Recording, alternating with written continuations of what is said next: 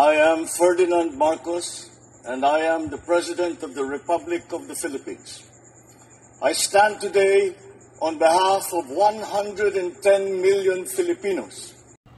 Hello people and hello universe, it's me again. Shout out sa inyo mga beswa, sa mga Marcos loyalists and supporters. Nakikita nyo guys ang ating mga Pangulo nandyan po sa Bicol Region, na kung saan sa Naga ang Albay at Albay. O kung nakikita nyo, nagkaroon po ng briefing. Inalam niya yung mga damage, inalam niya yung mga ating mga kababayan, kung magkanong damage, mga tulay, mga pananim. Nako, bilyon talaga, no? So, sa totoo lang, sa mga ganitong klaseng sakuna, hindi po kaya ng local governments, no, na ipatayo yung mga kalsada na talaga naman nasisira. Kung nakita nyo naman, no, siyempre nandyan din po ang national government na kung saan ang ating mahal na Pangulo susolusyonin niya yan, no. Bilyon-bilyon po ang nawala sa ating mga kababayan, at siyempre todo suporta siya pagdating sa relief good. Inaalala niya ang kalagayan ng mga kababayan natin. Alam nyo, no, kahit sinong Pangulo, masasabi mo nakaka-helpless yung umapaw yung tubig sa bubong. Kahit sino guys, masasabi mo yung ganun, but it doesn't mean wala kang nagagawa o wala kang masolusyon. So of course ang Pangulo ay matalino, alam niya kung anong dapat gawin, no? At for sure yan 100%, no? Actually, no, bukod lang sa mga pangangailangan ng ating mga kababayan, saludo ka mga kababayan dito sa sekretary nito, kay Secretary Gatchalian. On time lagi, ang mga relief goods, hindi sila nagpabaya. Actually, mga sekretary niya masisibag, no? So, dahil dito, hindi lang po yun ang binigay niya. Bukod sa pagpapagawa ng mga damaging sa ating sa mga ari-arian ng ating mga kababayan, nagbigay ang Pangulo, no, ng 50 million sa Albay, at I think 40 million dito sa Naga. Correct me if I'm wrong guys, panoorin nyo ng buo ito para malaman nyo at makikita nyo yung mga damage. Siyempre sinasabi po sa kanya ng alkalde ng Naga na ganito ang nangyari. Ang Pangulo hindi mag-atubili na tumulong, no? Kaya sa ating mga kababayan, sa mga nanira sa Pangulo, tumahimik na lang po kayo, no? Tumulong na lang po kayo sa mga kapitbahay nyo. Dalhin nyo yung mga kaba ng bigas nyo, ibigay nyo sa kanila. Hindi yung puro dada ng dada, kasi sa totoo lang wala kayong naitutulong Wala kayong wala kayong ambag, 'di ba? Sa idea ng Pangulo, siya lang may idea niyan, no? Yung talagang hands-on ng kanyang pagtulong. Sabi nga natin, hindi niya pwedeng lusungin ang baha. Umaapaw sa bubong. Lalo na sa Albay. Iba yung lugar ni Madam Lini Robredo, hindi ganun ka no, hanggang lang baywang. Pero ito sa Albay, ay ang grabe talaga. Makita mo yung mga bubong, talagang kawawang-kawawa. Kaya nanlumo ang Pangulo. Kahit sino, no? Ang Pangulo ng bansa yan Natural, obligasyon niya din. Kasama po ang kanyang mga gabinete, ang ahensya ng gobyerno. So, dahil dito mga kababayan, pagdating sa mga dilubyo, ganitong calamities, mga sakuna, iwasan niyo po ang manira, no? Ewan ko ba kung ano ang mayroon sa pag-uutak ng mga anti-Marcos. Sa Amerika, was out lahat ang mga bahay, pero never nila sinisi si President Biden, kasi ang mga kano na intindihan nila kalikasan yun hindi kagagawa ni Biden si Pangulong Marcos Jr. at least siya bumibisita, inaalam. Si Biden, ginawa niya ba yan? Hindi. But anyway, para kumpleto Ricardo mga kababayan, panoorin nyo ito ang kanyang pagbisita dyan. Okay, see you again on my next upload video. Bye and babus. God bless Philippines. Shout out sa mga taga Bicol region, okay?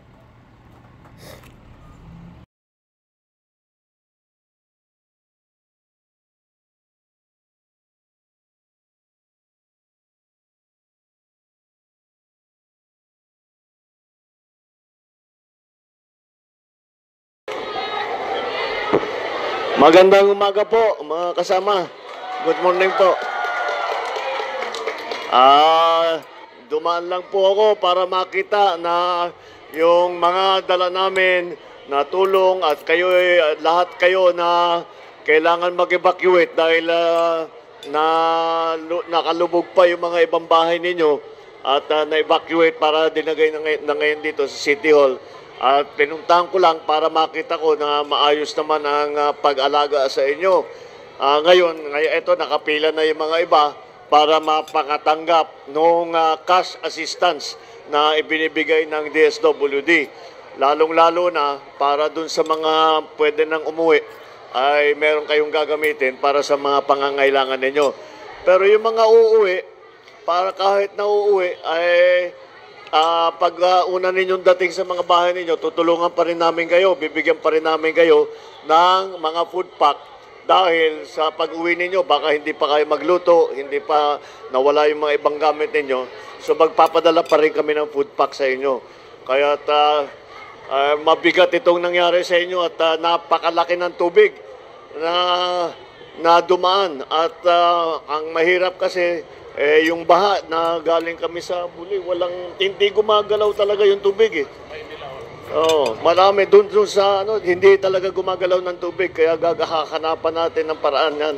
Ngayon, ngunit para sa ngayon ay asahan ninyo basta't nandito ang pamahalaan, tuloy-tuloy ang aming pagtulong sa inyo. Sabihan nyo lang, andito si Mayor, andito si Secretary Rex, andito yung mga ibang cabinet secretary para marinig mula sa inyo kung ano yung mga pangangailangan ninyo. Sige, basta't asahan ninyo, hindi kayo namin nakakalimutan at lagi namin iniisip kung paano kayong tulungan. Sige po, maraming salamat po.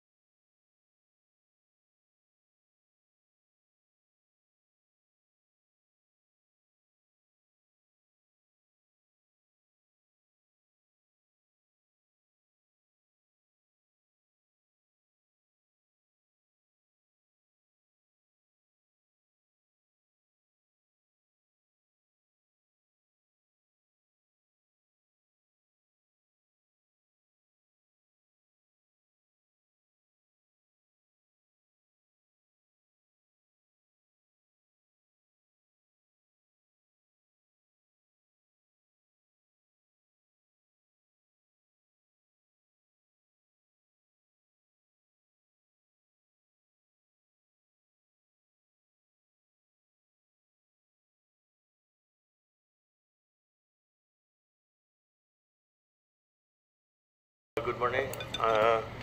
We are here for the situation briefing sa effects ng Christine. Unahin natin ang situation report ng mayor natin sa Naga, Mayor Legasio. Siguro take us to the... Magandang umaga po, Mr. President, Sir, at sa lahat po ng Cabinet Secretaries, National Government Officials na andito po ngayon. Salamat po sa pagbisita po ninyo. Napakalaking bagay po ito sa aming lungsod at sa lahat ng nakaranas ng masamang epekto dala ng bagyong si Christine. Si bagyong Christine ay 36 hours na nanalasa sa lungsod ng Naga at mga karatig na munisipyo. And within a 24-hour period, inabot po ng 679 millimeters yung naibagsak na tubig ulan. Ibig sabihin kung 36 hours, about 900 millimeters po ito. 1 meter.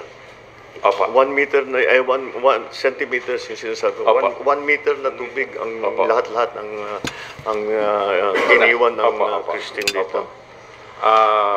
So inabot po ng, Kaya may mga lugar 12 feet high or even higher po. Unprecedented po ito. First time na mangyari po sa aming lungsod. And during the onslaught of Typhoon Christine, around 30% po ng land area ng Naga was under water, was submerged. 22 barangays out of 27 was affected. Sa ngayon, 7 barangay na lang po ang baha. Yung ilang portion ay hanggang dibdib pa rin yung baha. At dahil po dito, itong Tropical Storm Christine ay nakaapekto ng around 35,000 households or families ang binaha. Dami. Were submerged in flood waters. And this is equivalent to around 161 individuals yung nakaranas ng pagbaha out of around 220 population ng lungsod ng Naga. And due to the impossibility, hindi makadaan yung mga vehicles sa may Milaor area, sa may San Fernando, Naga and other parts of Bicol have been cut off from Luzon. Ay, grabe oh. And medyo malungkot po na nasa 13 yung nai-record na po confirmed death at meron pa pong isang missing, hindi pa po na-account. Around thousands were trapped sa kanilang mga bahay doon sa mga barangay na Umapaw din binaha. talaga ang baha, guys. And around sa bubong nila 15,000 po na yung nag-evacuate, na overwhelm po yung aming mga evacuation center. And we were forced to allow evacuees dito sa bahay po ng Naga, sa City Hall. Yung damage po noon is more than 1 billion including bridges. May ibinasara na po kami, sir, na tulay doon po sa may Kararayan. Hindi na po pwedeng gamitin. At makikita po yon doon sa larawan. May mga schools and government offices po na naapektuhan. Of course, houses, especially those in flooded areas. Nagka-problema din po kami sa water supply. And yung mga drainages namin sa tingin ko naapektuhan. Power and communication lines were also greatly affected. Wala Yung silang agricultural kawawa sila, oy. crops po namin ay naapektuhan din. We have an initial estimate of around 9 million pesos. And of course, the industries and private establishment have been forced to halt operations, contributing to the economic strain that we are experiencing right now. Insofar as the city is concerned, we were ready with well, it's not much, but we are now procuring more for our own food packs. But thankfully, we have the Department of Social Welfare and Development that committed around 35,000 food packs. And I understand within the next few hours, may darating, as we speak, the Secretary has committed 12,000. Tomorrow, another 8,000, and the day after. Ba't nakalagay dito only 3,000 were delivered? Yung na-distribute pa lang po yan. Pero may parating. Kasi when he spoke, 5,000 lang ang request niya. Uh-huh. That was really meant for the evacuation centers. I see. Then yesterday when I flew in, ang request na ni Mayor sa akin is to jump it up to 35,000. So from 5 to 35. To to include those who are still submerged. Kasi when we spoke ng Wednesday morning, ang request lang niya 5,000 ho. Which we've complied with 3. But when we met yesterday, the agreement was to raise it all the way to 35 kasi may strain na sa City Hall. So today we're delivering 8,000. Mamayang gabi another 4, so 12. And then we'll be finished with another 1 to 2 days tapos na kay buong 35. Okay. So that will be by Monday. By Monday, sir. By today, ho, 12,000. As we speak, nandyan na ho yung 8. Apa. Ganyan dapat. On time. Ayun yung kasama sa Congratulations kay C-130. Secretary Gatchalian. No, sir. Iba ho to. Galing ho to sa mga regional warehouses pa rin muna.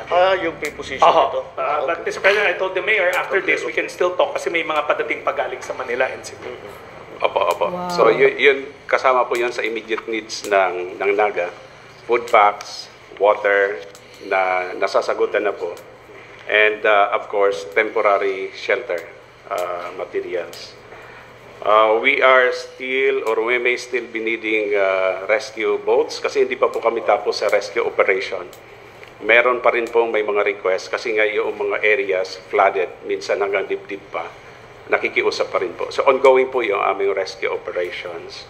Okay. And we are now more focusing on relief giving assistance. The health professionals may be needed. May tumawag na po kanina. I-assign po siya sa General Hospital for this to become more accessible to people who are in need. And of course, medicine I saw downstairs, the needed medicine, including those for leptospirosis. Naalala ko tuloy yun ang the victims. Later on, we will be needing, sana matulungan Lahat ng po. relief good, Nakapagsabi na rin po si Secretary Rex about na lang sa financial lupa. aid or grants. Opo. So we're just waiting for the list, then we can start paying out Yes. the list. Yung list magagaling sa inyo. Opo. We can provide the list soonest po, Mr. President. Okay. So yun. Pero ang isa pong maganda po sigurong mapag-usapan yung pang medium term and long term solution sa ganitong sitwasyon. Although for the longest time ngayon lang po ito nangyari, but who knows, baka may mangyari sana wag, pero sana mas nakahanda po tayo. Pray lang tayo, guys. Opo. Alright, thank you, Mayor. Salamat. Maraming salamat po, Mr. President. Okay, dito sa, parating na yung mga all of the financial aid grants, cash for work program. Ito na lang meron dito si distribution tools. You're already ready for that. Pero magagamit ba nila kagad yun? Yeah, we need the water to. We need the water to subside. But but you have it. It's available, ready to be shipped. Here. It's here. Okay, good. Yan. Dito sa mga needs, mukha namang naka-ready rin tayo. Yun lang talaga nagbago kasi pinuntahan na, umikot kami sa Laguna, nalilipad namin kahapon eh. We went to Laguna, we went to Pampanga, we went to meron pang sa Laurel, Lemery.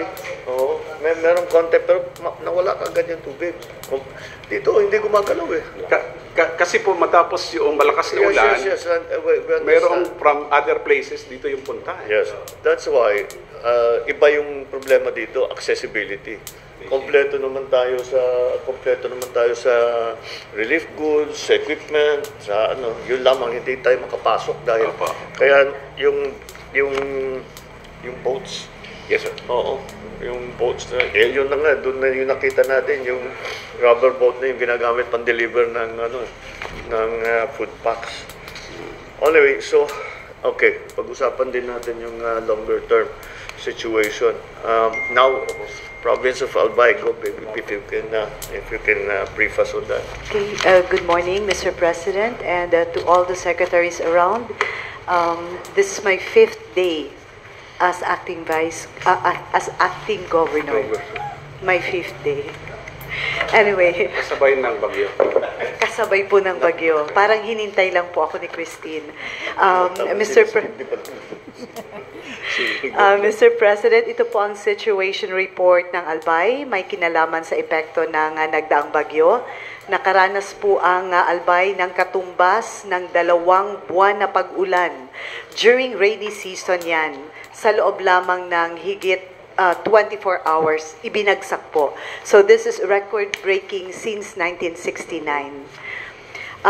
Guided by the forecast of Pag-asa, agad naman po tayo nagpalabas ng advisories and kasama na po dito yung pagsagawa ng evacuation. Alas 12 pa lang po nung October 22, nagpa-start na po kami ng evacuation sa vulnerable population na dapat matapos by alas 5 ng hapon para medyo maliwanag pa. Pero sa kadahilanan po na napakalakas ng pagbuhos ng ulan, talagang non-stop na pag-ulan, Mr. President, nagdulot po ito ng landslide sa 32 barangays sa Albay. That's out of 721. 214 barangays were flooded and 7 barangays nakaranas po ng pag-anod ng lahar. May naitala po base sa reported cases na 4 injured, 2 missing hanggang sa mga panahon na ito, and 4 casualties. All 18 LGUs have implemented evacuation, and 549 barangays, 92,022 families, equivalent po sa individual 354,219.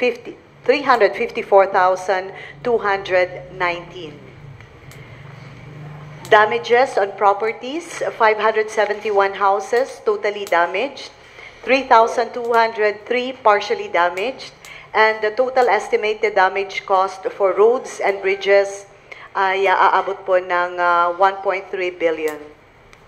Next, please. Damages naman on agriculture initial are estimated to be at 10 million. Sabi po ni Secretary, medyo mababa pa siya. Aakyat pa yan. Oo nga.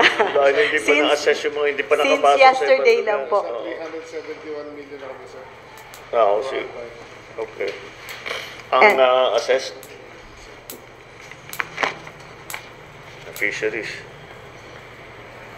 Okay. And the 6 million po on inland fisheries, and sa livestock naman po almost 800,000. Ayan po ang mga larawan ngayon na pinapakita natin, mga landslides sa isa sa mostly affected barangays. Next, please. Sa Libon, yun po ang pinaka-grabe talaga sa Libon. Out of 336 households, 20 were damaged, 70 persons affected, and may isa pa po dyan na missing sa Libon. Next, please. May casualty dyan na namatay? May 2 po. Dalawa doon Dalawa. But may missing pa. Yan po yung sa Ginubatan, ang lahar flow po sa Ginubatan, Albay. Bago pa man po sa kasagsagan ng Tropical Storm Christine, ang Sangguniang Panlalawigan po ay nagdeklara kaagad ng state of calamity sa buong Albay. At ito po yung aming Quick Response Fund.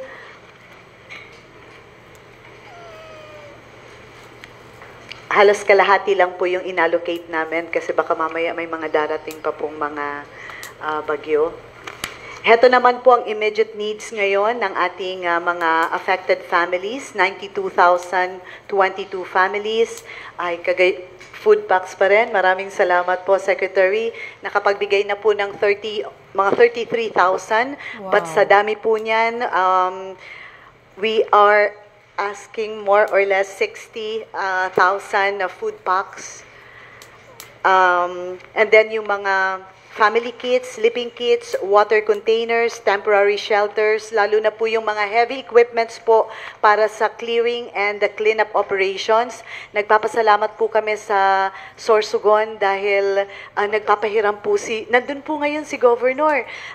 Dala-dala niya po yung mga heavy equipments niya. Pasalubong namin yung mga truck sa kayo. Opo. Mga 100 ng truck na iba-iba yung nakaload. Merong mga backhoe, merong mga light naman, hindi mo yung masyadong heavy equipment, pero may relief goods. Ganyan, tulong-tulong talaga. Nandun po si Governor, papunta po sila ng Libon, Pulangi, yung mga affected po talaga, at tumutulong po yung Sorsogon. Sa ngayon po, ang pinagtutuunan po namin ng pansin sa recovery and rehabilitation, we recommend yung nakita nyo po kanina sa Libon na kailangan ma-relocate na po ang mga families. That's 324 families na maaring mag-landslide po sa Libon anytime, lalo na pag may kailangan po silang ma-relocate. And emergency shelter assistance sa mga totally and partially damaged houses, kailangan din po namin. And the livelihood assistance to affected sectors. And Mr. President, gagawa po kami ng mas komprehensibong rehabilitation plan. But sa ngayon po, doon na muna tayo sa pagtugon. Lahat naman itong statistics natin, partial lahat ito. Dahil hindi pa tayo nakapag-assess na mabuti. This is, lot purchase, housing for relocation. Kailangan natin gawin yun. But that comes, usually the system that we are using is the local government provides the property kung saan lalagay. Pero anyway, we'll come to it. Sa ngayon, nandito pa lang tayo sa relief. Ang laki pala ng damage dito sa Albay. Lot purchase, housing for relocation, 36. Again, we have this, pero yung maraming, ito yung 571 totally damaged. They will have to stay first in the evacuation centers. Yun ang kailangan natin susuportahan for the duration. We will just have to kahit na umalis na sila sa evacuation center, wala pa silang uuwian. So they will go to their friends, to their relatives. Pero kailangan pa rin meron kami sa programa dyan sa housing. So sa housing. Pagka totally damaged, nagbibigay kami ng 30,000 each family. Pagka partially damaged, 10,000. Ngayon po, dun sa sinasabi nyo sa landslide, meron din po kami dyan na ginagamit namin mga developers. Meron kami balance housing. Para wala na kaming bidding, tinuturo na lang po namin kung nasaan yung mga affected areas ng mga disaster. Doon kami nagpapatayo ng socialized housing. So, anytime pwede kami magpadala ng developers, yun po yung contribution sa socialized housing. Ang ginagawa po namin, kamukha po na ginawa namin sa Abra, tinuro namin SMDC. May pangailangan ng pabahay doon dahil nga totally damaged. So, hindi na kami nagbibidding. Instead of yung socialized housing ng components po ng mga developers, tinuturo na lang po namin yung mga disasters para mabilis ang reaction. Pero yun na nga, but we will still have to make those. Ang kaibahan dito, hindi sila pwedeng bumalik dun sa lugar. Kailangan natin hanapan ng ibang lugar na mataas-taas para hindi na maabutan ng... Ang ginawa ko po, Mr. President, ang lahat ng developers at contractors ng housing, pinagre-report po namin sa LGU para yung mga equipment nila at gamit, nandiyan na po sila. At ngayon po, nakikipag-coordinate sila kasi ginagamit po namin yung balance housing nila. Kaya control din namin sila sa requirements. But in the meantime, yun na nga, both yung 571 na totally mga household, we will have to house them for a while. Gaano katagal kaya na kailangan natin silang susuportahan pa before they can start rebuilding. Kasi hihingian tayo ng sabagay, pag yung sa 30,000 nila, maumpisahan na nila. Meron na silang magagawa, baka meron na silang masilungan. Yun ang material, yun na yung susunod. Yung task ng problema sa ang ginawa naman po namin doon sa listahan lang. Ganun din. Bigay na lang para wala nang documentation. Pero yung LGU hindi pa rin makapasok sa lahat ng lugar meron pa rin mga area na hindi pa But anyway, dahan-dahan we'll bigyan na lang kami ng Libon pa rin. Ang laki ng tubig. Ayun na naman, yung galing sa taas. Tapos hinila yung type na pagbaba. Kaya namamangha siya. Bago sinira na yung kalsada. Kaya ngayon sinabi niya, parang na-helpless talaga. Ang laki ng tubig para gawin niya. Kasi tingnan niyo yan, naawa talaga siya. Pero it doesn't mean wala siyang ginawa. Ayan, no? Oo. Sosolusyonan niya na nga eh. Kasama mga gabinete niya. At saka, if you look at the yung protection niya, palabas. So yung tubig galing dito sa taas. Oh, tapos tinulak na gano'n. Nung bumigay na yan, wala na, sinira na yung kalsada.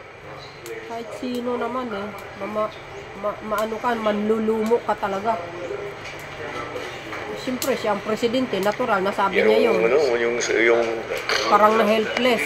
wala na talaga, talagang wala. Inubos yung, wala na nung pa eh. Wala naman siyang sinabi na hindi ko Ano kaya. gagawin niya? Ano yan? Ay, nako. You will have to rebuild it. Oh, gagawin uli yan. Nako, kawawa talaga. Papasok kayo dito. Sir, it's also urgent really that in landslide-prone areas, as it dries, it is also dangerous as the soil dries up. According to Secretary Saga, gagalaw. Ito si Secretary Gibo, bagay mag-presidente ito, no? Itong area, sir, pag lumindol, assuming na walang pa. Magtandem sila ni Speaker. Siya presidente, vice president si Speaker. Ah, magandang tandem yon guys, ha? Ganyan yung mga damage na Naisingit ko talaga. hindi mangyari yan, kundi grabe ang laki ng tubig. That's kitang-kita mo na ang bigat ng tubig eh. Matindi. Alright, so yung mga immediate needs, so food packs were alright in terms of... Mr. President, we're still using all our existing stockpile, but admittedly it's now day 4, so it's running low. But given that nag-usap namin ni Mayor, marami tayong trucks na stock sa Millaore. We have around 17 trucks there. It's another 17 to 20,000 family food packs. Okay. What we've done is we were starting to pull out of Cebu. Then they go through Allen, Port of Allen, then Matnog, then papasok then dito. come in here. We have incoming, as telling the Vice Governor also, mas madali na nga, doon na kami kumukuha. So we're okay, Mr. President, we're just having to use our Cebu center na to feed into Bicol rather than the Manila centers. Well, that's alright, as long as we can get it here, because this is where it's needed. Yeah. Mr. President, we have a distribution plan with the Mayor already, yung based on his new requirement of another 35 on top of the 5. 35 on top of the 5. Si Vice Gov naman, another 60 on top of the 30. So we'll start working on those immediately. Okay. So, how many people are we feeding? Mr. President, in effect, the whole population already eh. Kasi of the sana planet? all na sila ngayon eh. Ano na ho eh, bale parang lumalabas sa the whole affected families of Albay is 92. Yeah, 92,000 already. Kay Mayor, the entire affected families 35,000 families. And then Kamsur, we are also starting, we've been given, may allocation ho sila na 50,000. So medyo staggering na ho yung numbers natin eh. Dami. No, pero malaki talaga masyadong effect. Alright, so... But sir, Mr. President, we'll keep on supplying the region from our packing center in Cebu. Wala lang tayong representative from health. What about on the medicines, hygiene kits? No, medicines. I know hygiene kits also, we provide that. But Sir, medicines? I was talking to our DOH, our regional director. She was outside. Anyway. There are 3 trucks of prophylaxis coming, and she still has 40,000 packets of doxycycline. So when the 3 trucks come, which have already left Manila, according to her, it should be okay. Okay. How long does it take now to come from Manila? We have no idea, sir, because of the Millaore. It's not moving. It's not moving. 37 hours yan. Maganda na yan. Ito maganda na yung daan for a while. Yesterday, nagpadala kami ng meats here. It left in the afternoon. This morning it was here na. He left yesterday afternoon. 12 hours ago. So mga 10 to 12 hours now. Oo. DOH. Yeah. Hello. What's the situation on the health front? Right now po, our health workers, though affected, have been deployed in the different evacuation centers and they're serving our affected population. And right now po, meron tayong 3 trucks na stranded sa Millaore. Malalim kasi tubig. That contains the The 3 trucks are here already? Nasa Milaor na po. Umabot na pala. Nasa Milaor Dumating na. na. About few kilometers from here. Oo. Tingnan nyo kung gaano sila We are coordinating with the PNP po as soon as bumaba po ng konti, uunahin po yung ating truck Yun na para naman. makapasok. That's the... basta yung malalaking... Galing. The PNP naman po is assisting us, Mr. President. All right, May so pasok. how about the hospitals and the clinics and our health centers? So far po, yung ating mga DOH hospitals po is functional. BMC, nabaha po siya pero functional po. We are requesting additional manpower po for the Geriatric Medical Center kasi 6 days na pong straight yung mga tao natin doon. And the DOH Central Office promised to send the manpower within this weekend, or Monday will be the latest, and then Naga City Hospital will be augmented din po. Yes, that's what that was the decision we made yesterday when we had the overall briefing that the DOH has to send medical team. It seems here in the region, Yes, po. mostly here in in Region 5. So okay, so that's being attended to. Thank you. All right, thank you. Hygiene kits were all right again because that. Sir, we still have supply. We're sending it in the evacuation centers inside. Shipping Sir, for kits. fuel. Again, yung fuel is the distribution. That's one, sir. And I just talked to OCD that the fuel supplies are going low on the depots. So Yusek Wimpy Fuentebella is talking to the oil companies now and the PNP to prioritize the trucking of the fuel here. And OCD has available for Kamsur and Naga a total of about 10,000 liters in fuel assistance, which we will talk to the Vice Governor and the Mayor how best to distribute. We have to ration it and we have to prioritize For now. it. Yes, sir. Well, the priorities will be, first of all, will be the hospitals. The responders. Who need further generators. Yes. They will need, so the hospitals first, for all the responders, and then the agents, the offices, the agencies that are working. They need to have, they need to have power to function. Even though, sir, the roads may be passable, we still have to unclog the highways. So we are looking for alternative routes through the Bondok Peninsula and shipping things into Pasakaw and other ports from the Visayas in, because the Matnog Allen Highway may also be clogged with traffic, sir. So we may have, yes, sir. We have to unclog the highways as much as possible. We cannot prevent private individuals from transiting. Of course. From Cebu, sir, we'll use Philippine Navy or other assets, point to point from Cebu by boat already. Saan bababa? Pasakaw, sir. Dito. Sir, LCT pwede. Okay. All right. Wala pa tayong forecast dun sa susunod na LPA. It's going north. It's going north. It's going north now, but it's very little of only days. Yeah, daplis lang daw ng lupa. Oh. Okay. So, yun ang inaalala namin kasi may LPA pa na parating. All right. So at least for the immediate needs, I think we're okay. Ang problema talaga natin dito, which is very different from kasi when we went around, naglumipat kami kahapon, wala nang masyadong tubig. Meron mga area pang nakabaha. Pero very small compared, considering na nauna kayong maulanan. Itong mga lugar, mga Batangas, mga Cavite, nawala kagad ang tubig. Dito hindi nawawala ang tubig. But that's the proverbial problem of the Bicol River Basin. Kaya kailangan talaga natin pag-isipan what are we going to do in the long term, because you cannot expect any changes. Next time it rains, eto na naman tayo. It will be the same situation all over again.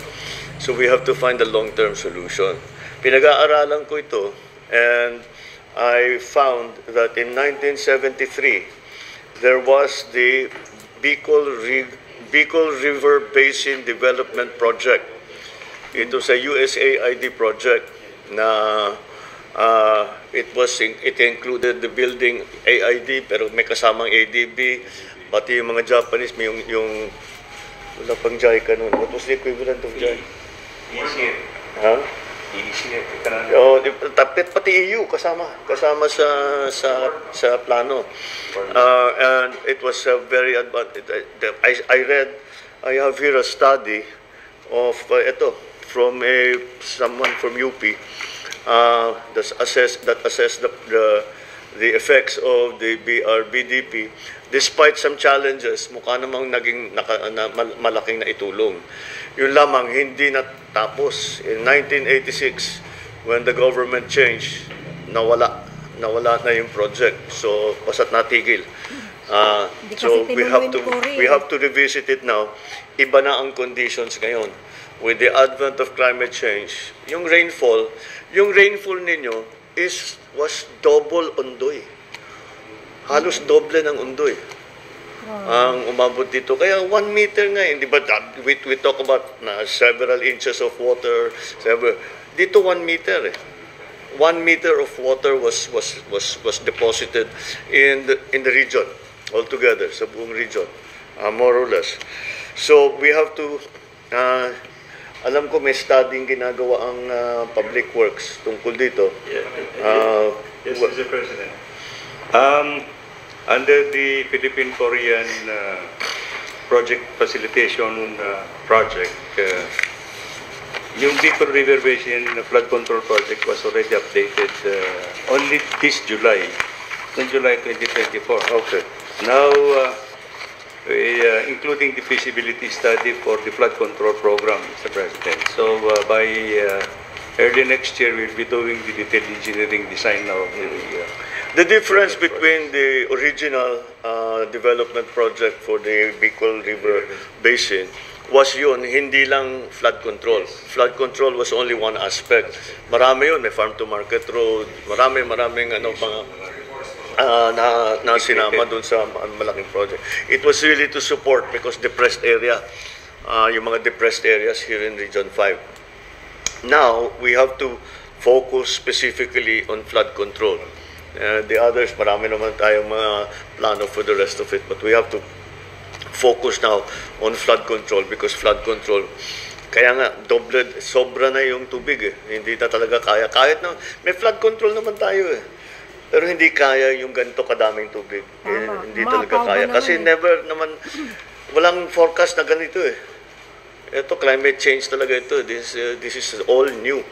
So we have to come up with also new solutions. Yes. All right. How will we fund it? There is already a commitment from the Korean Exim Bank, Mr. President. So we will just we have to complete now the detailed engineering design. So by towards the end of 2025 or early 2026, we will be able probably to implement now the civil works.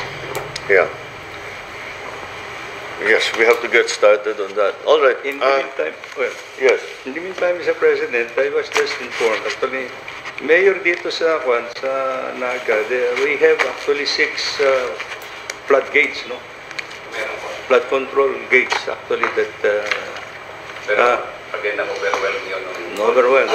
But if you need some assistance actually to operate it, I understand that you probably would need to rehabilitate them, some of them actually to make them operational. So I think hindi operational ngayon. Some of them yata. Most of them. Pero yung volume kasi ng... Yeah, I know. Hindi talaga kinaya. Hindi kinaya. It may help a little bit. Kasi yung Naga River ay yan na. Silted na. Mismo mayor ng Naga, ha? Hindi kinaya ng flood control yung pagtaas ng tubig.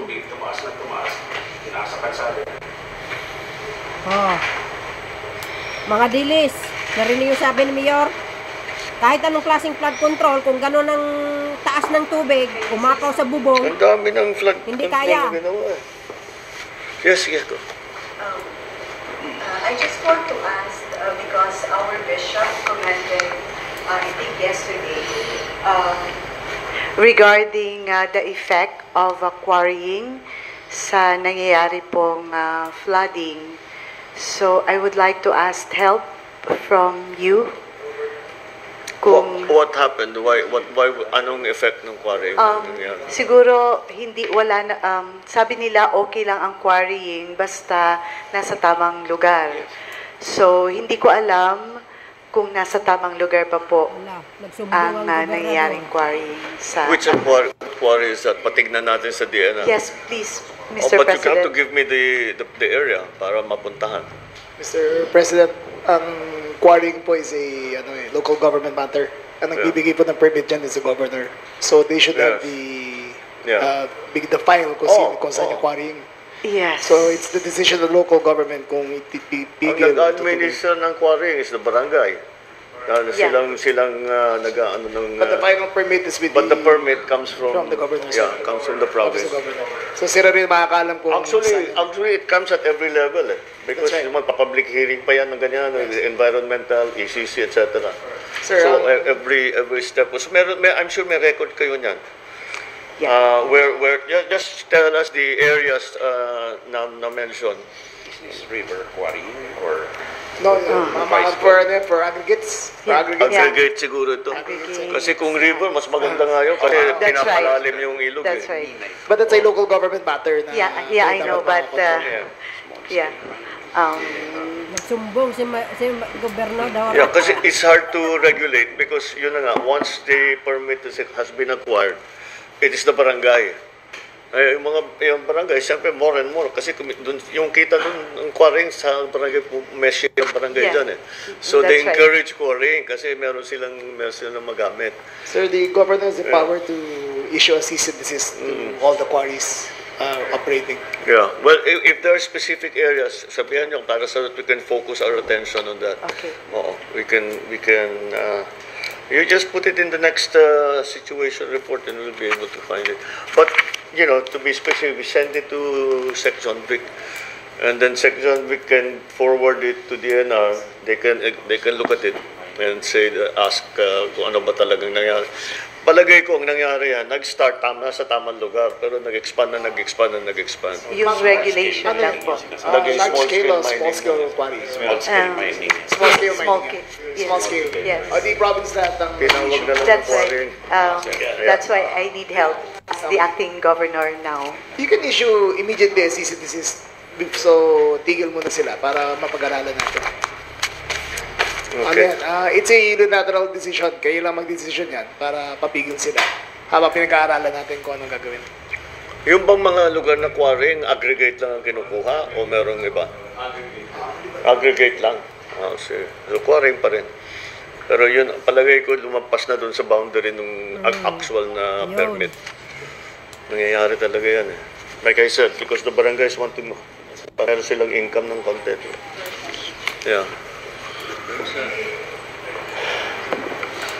Mr. President, doon sa road clearing and cleaning up operations, lahat po ng quick response teams namin already in the field actually doing all the clearing operations, Mr. President. Okay. So, I think in a couple of days siguro, once lahat, except yung malalaking damages, I think they should be cleared, Mr. President. Okay, so, well, that's important.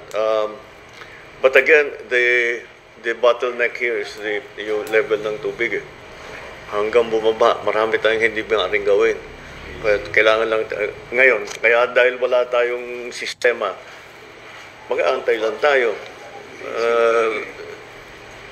Kawawa naman ang tao. Wala naka-standby lang sila, walang trabaho, walang ano. Sige. All right. Anyway, for the immediate, but there's still some rescue ongoing.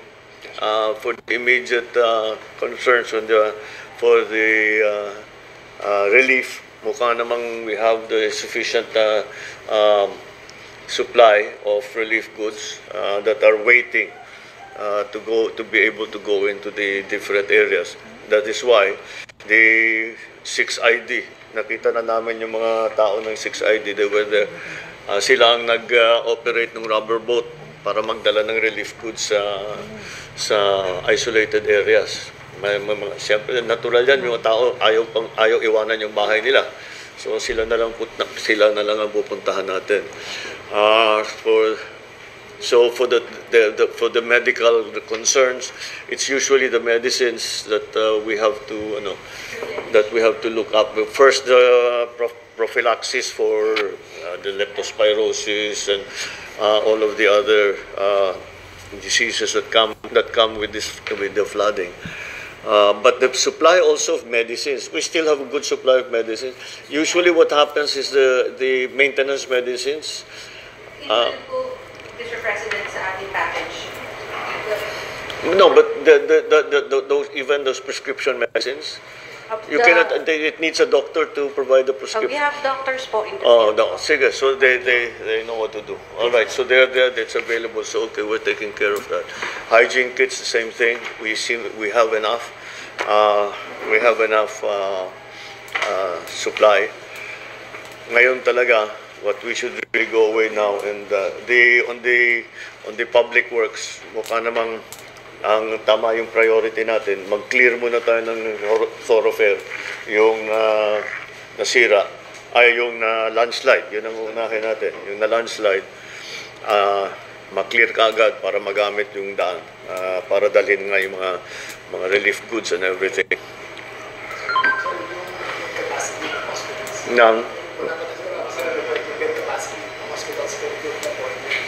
Well, that's why we're having to augment. They're full.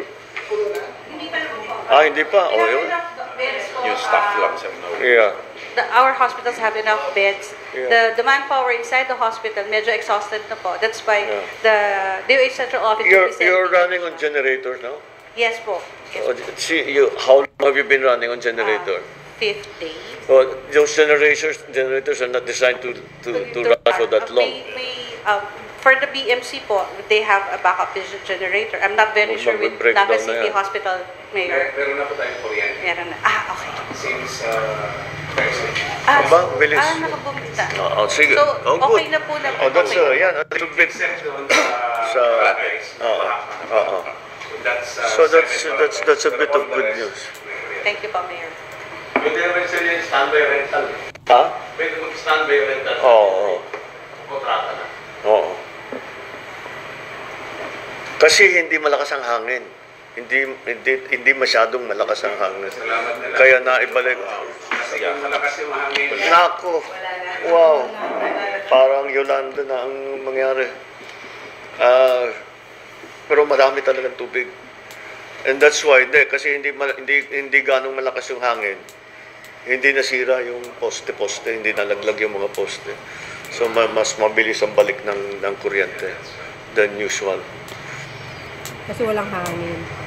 Now, tayo naman, we have to start planning on the long term about what we're going to do. Sinong gagawa ng technical, who did the feasibility study? Tayo?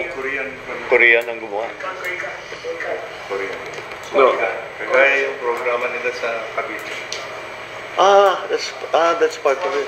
Oh yeah, I know that. Okay. All right. Okay, ano pa, Mayor? Vice. Anything else? Meron kami nakitang project ng DPWH. Ito yung regarding basic. Meron din po dito. Nakapag-allocate na po kayo ng 60 million, pero hindi magamit. Bakit hindi? Kasi yung area, yung lupa, private hindi makapag-implement doon. Pero sa tingin ko, makakatulong po yun. Malaking bagay. Hindi, malaking tulong yun.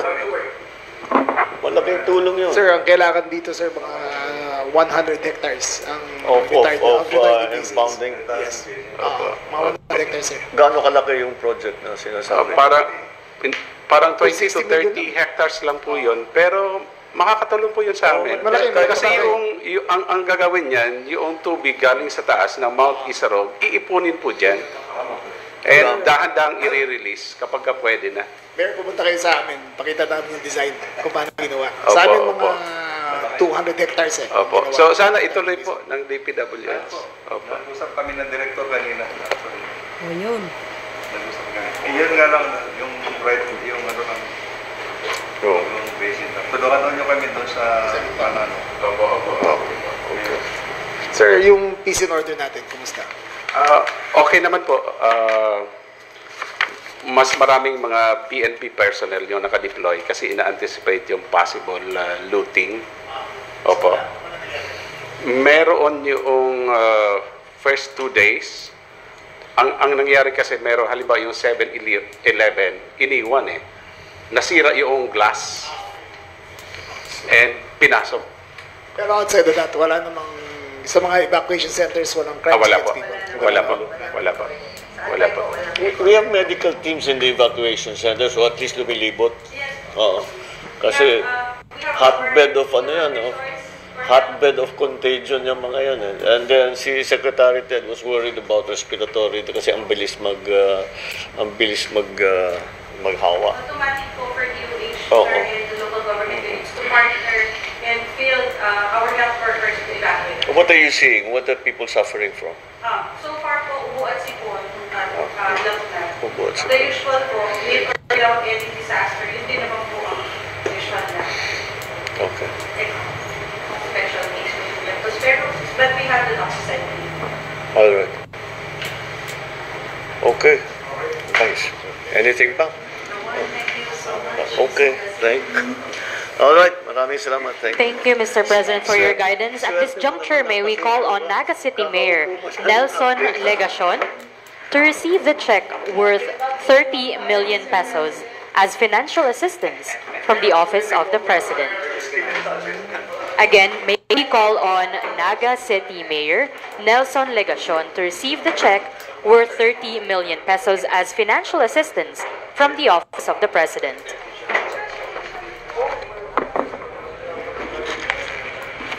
Ayan. 30 million guys ha. Financial check sa Naga City. Oh, ayan ha. Yan, ganyan ang Pangulo. Hindi lang sa briefing, mayroong kasamang regalo. Oh, you see guys? 30 million yan ha, Naga. Oh, ganyan eh. Laging may kasamang regalo. Thank you very much. And now may we call on Albay Governor Glenda Bongao to receive the check worth 50 million pesos as financial assistance from the Office of the President. 50 million, Albay. You see? 50 million na. May we request the President, along with the Albay Governor and Mayor of Naga City, for a photo opportunity.